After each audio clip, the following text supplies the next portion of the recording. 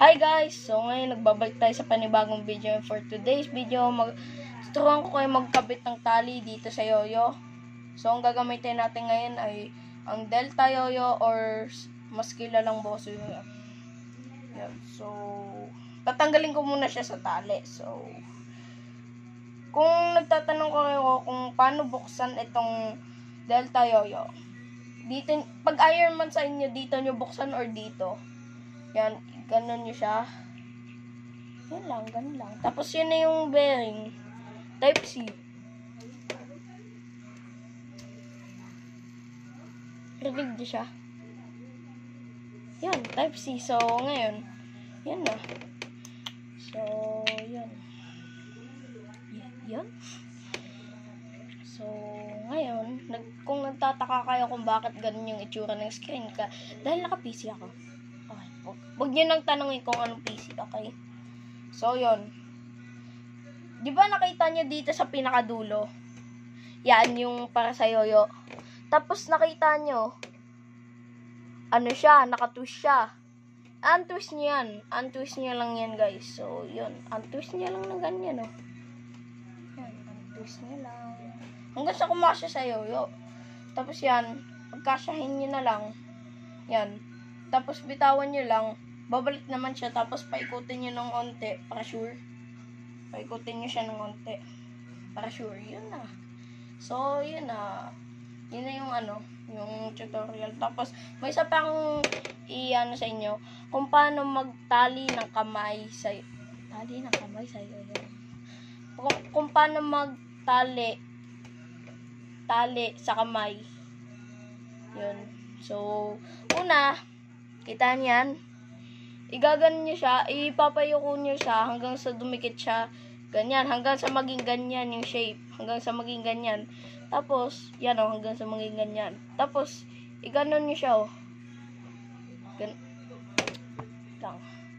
Ganyan nyo siya o. Diba, dito sa may bukas na part. Igaganon nyo siya o. Yan. Hanggang sa maging ganyan yung shape niya. Hanggang sa maging ganyan.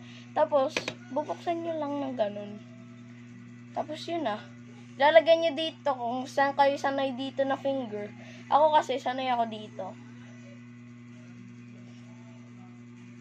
Yan na. Kabit na. Yan. So, tali nyo na lang yung yoyo. Tapos pwede na kayo mag-tricks. Yun. So, ito. Gagawin ko yung trick ko.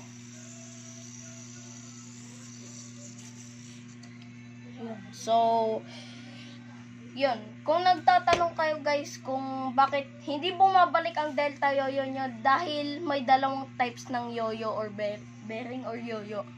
So, yung unang type ay responsive. Yung responsive ay bumabalik siya sa kamay nyo, yung mga parang laro-laruan lang, yung mga benten, ganon, yung mga plastic, yung mga umiilaw. Yun yung tinatawag na mga responsive.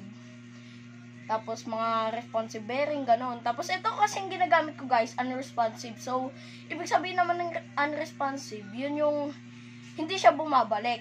Pero, kaya mo siyang pabalikin pag mag-bind. So, ito yung tutorial ng bind. Ibato nyo siya. Diba, ayaw bumalik. Yan, kahit iganon ko siya. Hawakan nyo siya dito. Yan.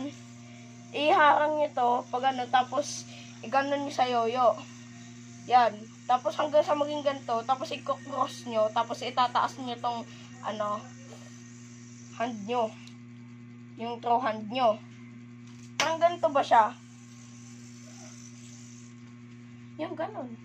Ganon lang siya, guys. So, yun. So, tapos, sa susunod na video ko na lang ipapakita yung, mga iba kong alam na trick, ganon. So, yun.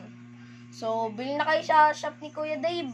Sa Shopee. So, pag finalo nyo siya doon sa Shopee, tsaka sa TikTok, or pag sa TikTok kayo nag-ano sa kanya, pwede din kayo mapansin nun. So, yun. Tapos, pag bibil naman kayo, i-follow nyo muna siya sa Shopee. Or pwede din sa TikTok kung idol nyo siya. Yun, idol ko kasi yun. So, yan, bili kayo sa Shopee niya, i-follow niyo yung Shopee niya. Pagkakaroon kayo ng discount. So, yun.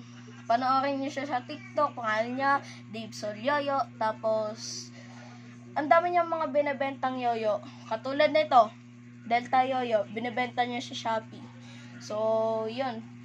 Kung nagtatanong kayo kung kailan yung ship out, panoorin nyo lang yung video niya sa sa TikTok. So, yun. Yan lang yung yung tutorial ko. Tsaka sana makatulong to sa inyo. So, yun. Thank you and see you on my next video. Peace out.